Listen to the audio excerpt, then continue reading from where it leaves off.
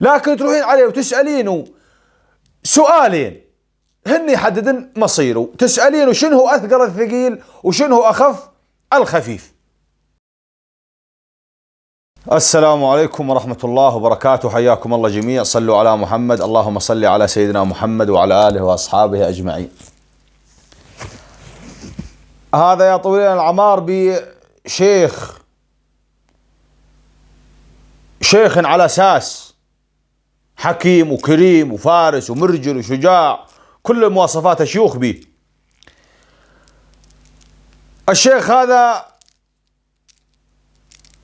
مرض وعرف حاله مرضته ما هي مرض اللي تشافه، عرف ان ايامه الاخيره.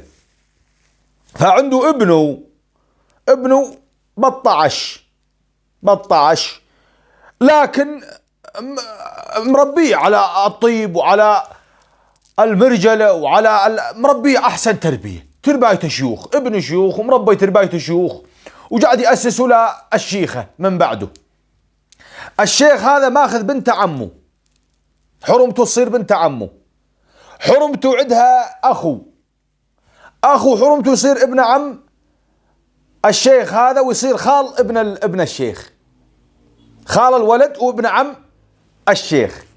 والظاهر انه هو واخته حاطين عينهم على الشيخه بعد الشيخ هذا، حكم انه الولد لسه ما هو ناضج، فيريدون الشيخه للخال الولد.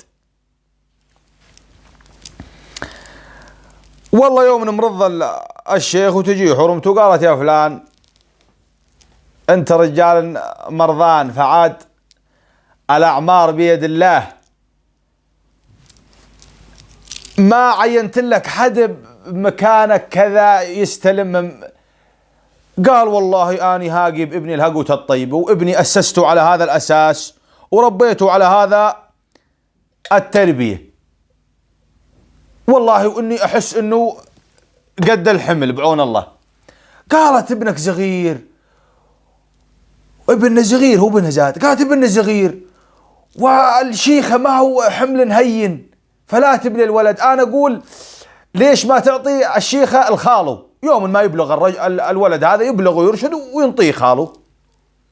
قال والله اني ما عندي مشكله، لكن تروحين على اخوك ابن عمي، ما عندي مشكله انه يصير شيخ من بعدي، لكن تروحين عليه وتسالينه سؤالين هن يحددن مصيره، تسالينه شنو هو اثقل الثقيل وشنو هو اخف الخفيف، وتجين شوفي شي جابش وتتعالي. قالت خوش. والله تروح على اخوها، قالت الشيخ يسألك شنو هو اثقل الثقيل وشنو هو اخف الخفيف. قال اثقل الثقيل الحديد واخف الخفيف الريش. وهي تجي قالت يقول اثقل الثقيل الحديد واخف الخفيف الريش. قال صيحي لابنك، وهو يصيح له. يوم يجي الولد قال ابني بدي اسالك شنو اثقل الثقيل وشنو اخف الخفيف. قال اثقل الثقيل بلشة العفن، حيش السامع، الردي البلشة معاه بلشة، واخف الخفيف بلشة الطيبين. عندنا مثل يقول اللي يبلش مع الطيبين ما هو بلشان، والله العظيم الربع.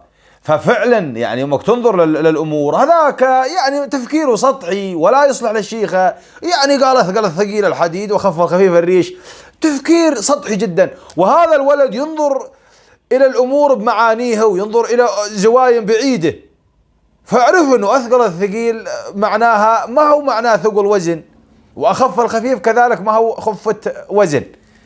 اي والله. فالشيخه لها يا الربع، الشيخه تدور لها. اي نعم. الله يمضيكم العافيه، جزاكم الخير وبيض الله وجهكم، ما قصرتم، مشكورين من القلب، كل الحب والاحترام، والسلام عليكم ورحمه الله وبركاته.